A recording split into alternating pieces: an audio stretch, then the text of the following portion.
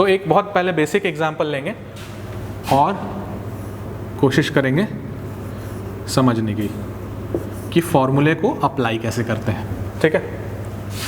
तो एक बहुत बेसिक फ्रेम ले रहे हैं हम लोग, एकदम बेसिक फ्रेम लिया हमने, ठीक है।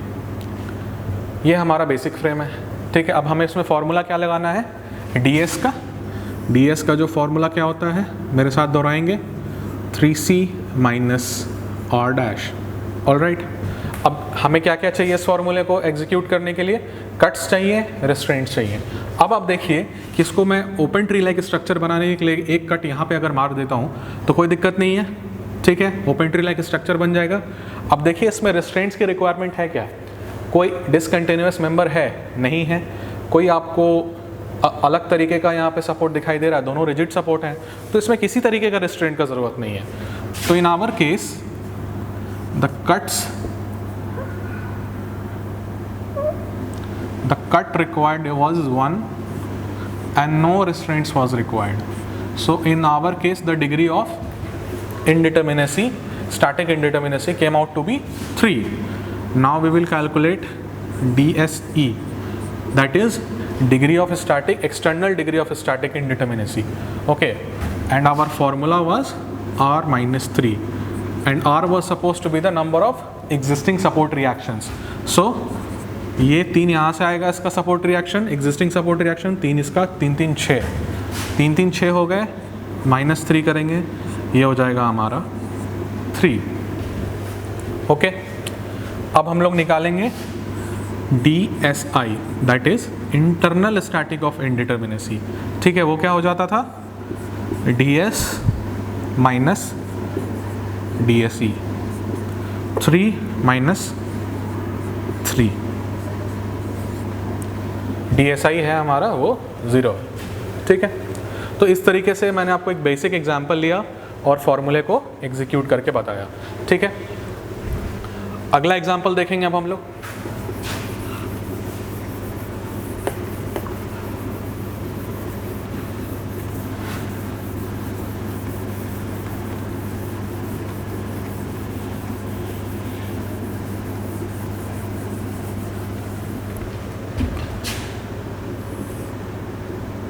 चलो एक सिंपल एग्जांपल ही देखते हैं, अगला वाला। बहुत ज़्यादा डिफ़िकल्ट एग्जांपल नहीं लिया मैंने, फार्मूला की क्लैरिटी आ जाए, एग्जीक्यूशन की क्लैरिटी आ जाए, कुछ इस तरीके का है, ठीक है। DS जो है हमारा 3c माइनस R डैश, ठीक है। नंबर ऑफ कट्स देखिए, इसमें तो बिल्कुल फील आ रही होगी, प्रीवियस एग्जांपल ऐसा ही किया हमने, एक कट रिक्वायर्ड है यहाँ पे, तो ये हो जाएगा आपका 3 into 1 पहला पार्ट, माइनस रेस्ट्रेंट्स देखिए, कोई डिसकंटिन्यूस मेंबर नहीं है, हिंज वगैरह कहीं नहीं है, रोलर वगैरह कहीं पे नहीं है मेंबर में, ठीक है। लेकिन एक हमें यहाँ पे दिख रहा है, एक हमें दिख रहा है यहाँ पे कि जो हमारा जो सपोर्ट रिएक्शन है वो कौन सा है, ये रोलर सपोर्ट है। इसका जो एग्जिस्टिंग रिएक्शन है वो कितना होता है, वो 1 होता है, ठीक है। एग्जिस्टिंग रिएक्शन तो 1 होता है, तो इसको रिस्ट्रेंट करने के लिए आप टेबल से याद कीजिए कि हमें कितने रिस्ट्रेंट्स चाहिए होते थे, 2 रिस्ट्रेंट्स चाहिए होते थे, ठीक। तो 2 रिस्ट्रेंट्स हमें यहाँ पे चाहिए होंगे, तो 3 माइनस 2 आएगा 1, ठीक है।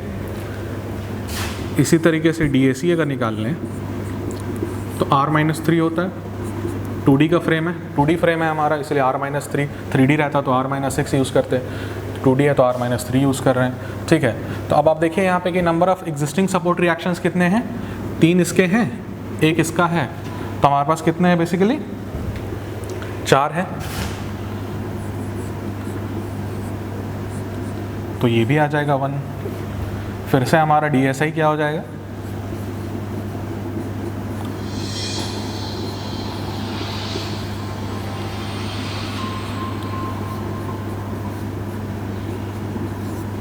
ठीक है, किसी को कोई तकलीफ नहीं है। तो ये हमारा बेसिक था, ठीक है, बेसिक एग्जांपल जिससे कि हम लोग कैसे इम्प्लीमेंट करते हैं, ठीक है, फॉर्मूले को मैं आपको ये दिखाने की कोशिश कर रहा था। थोड़ा सा स्ट्रक्चर को थोड़ा सा आगे बढ़ाते हैं, थोड़ा सा कॉम्प्लिकेट करते हैं स्ट्रक्चर को, ठीक है। तो स्ट्रक्चर को कॉम्प्लिकेट करेंगे, उसके बाद फार्मूला इम्प्लीमेंट करेंगे, तो आपको फिर से समझ में आएगा, थोड़ा क्लैरिटी मिलेगी।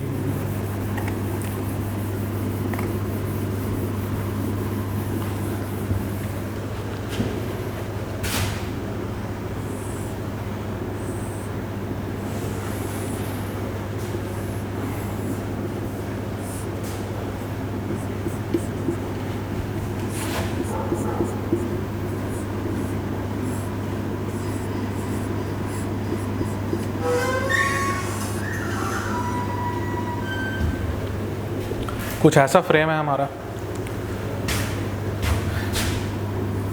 ds क्या हो जाएगा 3c माइनस r डैश। ठीक है, अभी भी सिंपल ही लग रहा है नहीं, एक ऐसा लगा देता है यहाँ पे कुछ ऐसा लगा देता है, मज़ा आएगा थोड़ा सा। ठीक है, 3c माइनस r। अब देखिए कि इसको ओपन ट्री स्ट्रक्चर बनाने के लिए हमें कितने कट्स लगाने की ज़रूरत है। एक यहाँ लगा दें, एक यहाँ लगा दें, एक यहाँ लगा दें।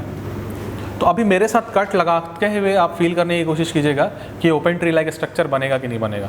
बिल्कुल बन जाएगा, बन जाएगा ना। 3 कट से ज़्यादा की तो रिक्वायरमेंट मुझे नहीं लग रहा है कि यहाँ पे है इसको ओपन ट्री स्ट्रक्चर बनाने के लिए। किसी को ऐसा तो नहीं लग रहा है कि यहाँ पे भी एक कट लगा देना चाहिए?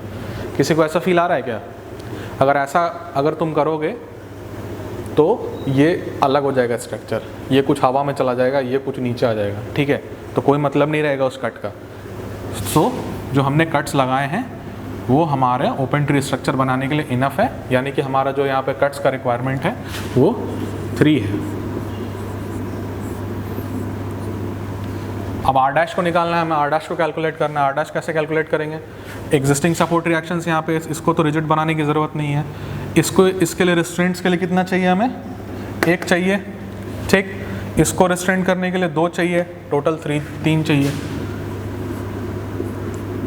तो 9 minus 3 is equal to 6 and similarly DSE will be R minus 3। Existing support reactions कितने हैं? 3 इसके, 2 इसके, 1 इसका, 6 हैं। ठीक है, 6 minus 3 is equal to 3। okay, now we will calculate DSI। DSI is internal static indeterminacy। तो ये क्या हो जाएगा? ds माइनस DSE हो जाएगा क्या? 6 माइनस 3 हो जाएगा क्या? तो ये हमारा निकल गया ds, ये निकल गया हमारा DSE, ये निकल गया DSI।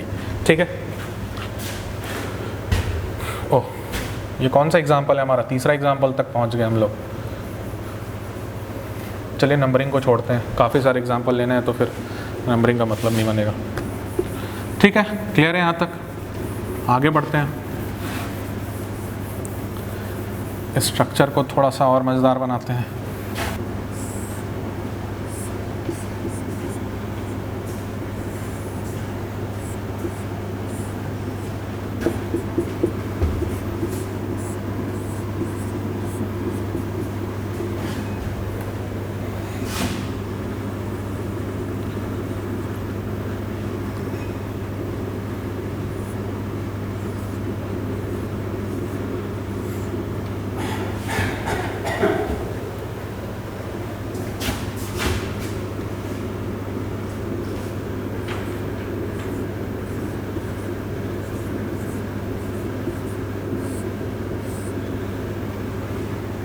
ठीक है, कुछ ऐसा स्ट्रक्चर है हमारा। ठीक है, आगे बढ़ते हैं, इसमें अप्लाई करते हैं our very good own formula 3c minus r dash. ठीक है, अब आप देखिए इस स्ट्रक्चर को समझने की कोशिश कीजिए कि इसमें कितने तरीके के कट्स रिक्वायर्ड होंगे। इमेजिन करने की कोशिश कीजिएगा मेरे साथ साथ, मैं भी आपके साथ साथ कर रहा हूँ, आप भी मेरे साथ साथ फील लेने की कोशिश कीजिएगा। एक कट यहाँ लगा दूँ, एक यहाँ पे लगा दूँ, एक यहाँ पे लगा दूँ, तो इधर वाला पोर्शन सेपरेट हो जाएगा। एक यहाँ पे लगा दूँ, एक यहाँ पे लगा दूँ और एक यहाँ पे लगा देता हूँ। ठीक है, तो इधर वाला पोर्शन सेपरेट हो गया, इधर वाला सेपरेट हो गया, बीच वाला एक हो गया। ठीक है, तो अब हमारा बन चुका है ये open tree like structure in 6 cuts के कारण। ठीक है, ठीक है, कट्स मेरे को लगता है सबको क्लियर होगी कि कट्स कैसे लगा रहा हूँ मैं। ठीक है, तो कट्स बिल्कुल कैसे लग रहे हैं बिल्कुल सबको ध्यान देंगे। ठीक है, तो अब हमारे कट्स तो आ चुके हैं, तो मैं इसको 3 into 6 लिख सकता हूँ। ओके, अब हमें चाहिए रिस्ट्रेंट्स। अब हमारे यहाँ पे बहुत कुछ दिख रहा है जिसको कि हम रिस्ट्रेंट कर सकते हैं। ठीक है, सबसे पहले चलते हैं रिस्ट्रेंट पे, जॉइंट पे। ठीक है, जब मेंबर जॉइंट रहता है तो m-1 का फॉर्मूला लगाते हैं। ठीक है, m-1 का फॉर्मूला लगाइएगा। अब देखिए यहाँ पे कितने मेंबर जॉइंट है, एक ये मेंबर जॉइंट है, एक ये, एक ये, एक ये, 4 टोटल मेंबर जॉइंट है यहाँ से। ठीक है, तो इसको मैं यहाँ पे ब्रैकेट में लिखता हूँ, ये अलग चल रहा है यहाँ पे, तो 4 - 1 3 आएगा। ठीक है, तो इसको रिस्ट्रेन करने के लिए हमें 3 रिस्ट्रेंट्स चाहिए। इसके लिए एक चाहिए, इसके लिए एक चाहिए, इसलिए मैंने आपको बोला था टेबल आपके टिप्स पे होना चाहिए। इसके लिए एक चाहिए, इसके लिए एक चाहिए, इसके लिए आगे 3 चाहिए। ठीक है, इसके लिए कितना चाहिए? इसके लिए भी एक चाहिए, टेबल से पता चल रहा है। इसके लिए कितना चाहिए? 2 चाहिए, ये भी यहाँ से पता चल रहा है। ठीक है, तो हमारे टोटल रिस्ट्रेंट्स कितने आ गए? 1 + 1 + 3 = 5 + 1 6 + 2 8। ठीक है, एक बार मैं ब्रैकेट में यहाँ पे फाइनल नंबर ऑफ रिस्ट्रेंट्स आपको लिख देता हूँ, ताकि आपको 1 + 1 + 3 + 1 + 2, कि कभी आप जब दोबारा से वीडियो देखें या दोबारा से क्वेश्चन को देखें तो आपको याद रहे। ठीक है, और इसको हटा सकते हैं हम लोग, इसको हटा सकते हैं। ठीक है, और ये रिस्ट्रेंट्स है हमारा, इसको हम 8 लिख सकते हैं, टोटल 8 आ रहा है। ये हमने यहाँ पे पुट किया, ये हमने यहाँ पे पुट किया। ठीक है, तो 3 × 6 18 - 8 = 10। कोई परेशानी नहीं है। ठीक है, अब हम क्या करेंगे, इसका DSE निकाल देंगे। Now will calculate DSE। DSE stands for external static indeterminacy. External static indeterminacy के लिए हमारा फॉर्मूला होता था R - 3। यहाँ पे सपोर्टिंग रिएक्शंस जो हैं वो कितने हैं? 3 इसके हैं, 2 इसके हैं, 1 इसका है, 6। ये आ जाएगा 1, 3। ठीक है, हमारा DSE आ गया, हमारा DS आ गया। अब हम क्या करेंगे? DSI निकालेंगे। जो DSI है वो DS - DSE हो जाएगा। DS आया था हमारा 10, DSE आया हमारा 3, ये आ जाएगा 7। ठीक है, कोई दिक्कत नहीं है। और एग्जांपल लेते हैं। जितने, देखिए इसमें क्या है, इस टॉपिक का खास बात क्या है ना, इस पूरे यूनिट का खास बात क्या है कि कॉन्सेप्ट तो आपको हो गया। कॉन्सेप्ट आपको थ्योरी लिखने में या फिर कन्वेंशनल क्वेश्चंस में काम आएंगे, और फार्मूला कैसे बना उन सबको समझने में काम आएंगे। लेकिन इसमें जो ऑब्जेक्टिव्स आते हैं, इसमें बहुत ज़्यादा ऑब्जेक्टिव्स आते हैं, आपके सेमेस्टर में भी आएंगे और कॉम्पिटिटिव एग्जाम्स में भी आएंगे। तो आप जितने ज़्यादा ऑब्जेक्टिव्स लगाएंगे, कंसेप्ट तो मैं आपको दे दिया हूँ, यहाँ पे जितने पॉसिबल एग्जांपल्स हैं, जितने कॉम्प्लिकेटेड पॉसिबल एग्जांपल्स हैं, वो मैं डिस्कस कर ही रहा हूँ आपके साथ साथ। लेकिन आप भी क्या करेंगे अपने लेवल से कि और क्वेश्चंस बिल्कुल वो इसी कंसेप्ट पे आप और क्वेश्चंस लगाने की कोशिश करेंगे। ठीक है, मैं भी यहाँ पे कोशिश करता हूँ कि और चीज़ें करूँ थोड़ा सा कॉम्प्लिकेट करके, कॉम्प्लिकेशन लेवल सॉल्व हो जाए कम से कम।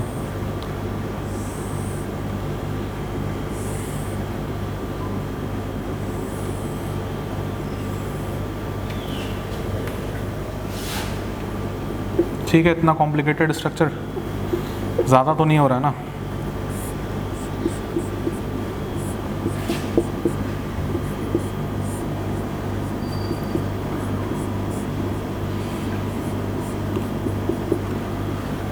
इसमें सारा कुछ ही लगा देते हैं। ठीक है, ऐसा फ्रेम आपको प्रैक्टिकली देखने बहुत कम ही मिलेगा, लेकिन ठीक है, हमें कॉन्सेप्ट समझना है तो हम लगा सकते हैं, कोई दिक्कत वाली बात नहीं है। चलिए लगाते हैं। यहाँ पे लगा दिया एक वर्टिकल स्लाइडर, यहाँ पे लगा दिया एक मेंबर हिंज, यहाँ पे लगा दिया एक हॉरिजॉन्टल स्लाइडर। ठीक, हॉरिजॉन्टल स्लाइडर लगा दिया यहाँ पे। और कुछ बच रहा है क्या? हाँ, एक मेंबर हिंज भी होता था ना।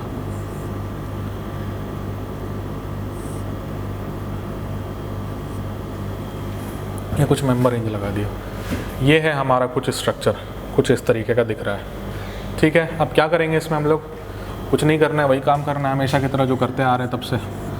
DS = 3C - R'। कट्स देख लीजिए कितने हैं। अब तो मुझे लग रहा है कि इतने एग्जाम्पल सॉल्व करने के बाद आपको कट का फीलिंग आ गया होगा, कैसे कट्स लगाएंगे।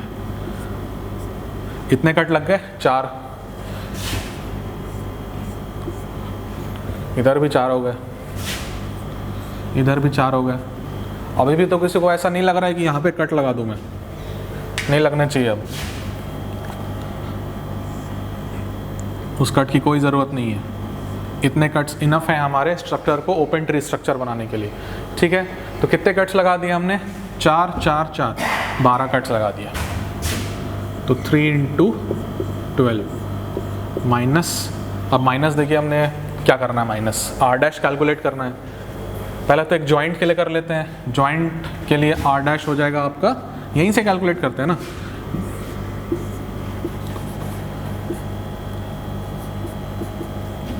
m-1 का नंबर ऑफ जो इससे मेंबर्स ज्वाइंट है कितने हैं? 1 2 3 4, 4 माइनस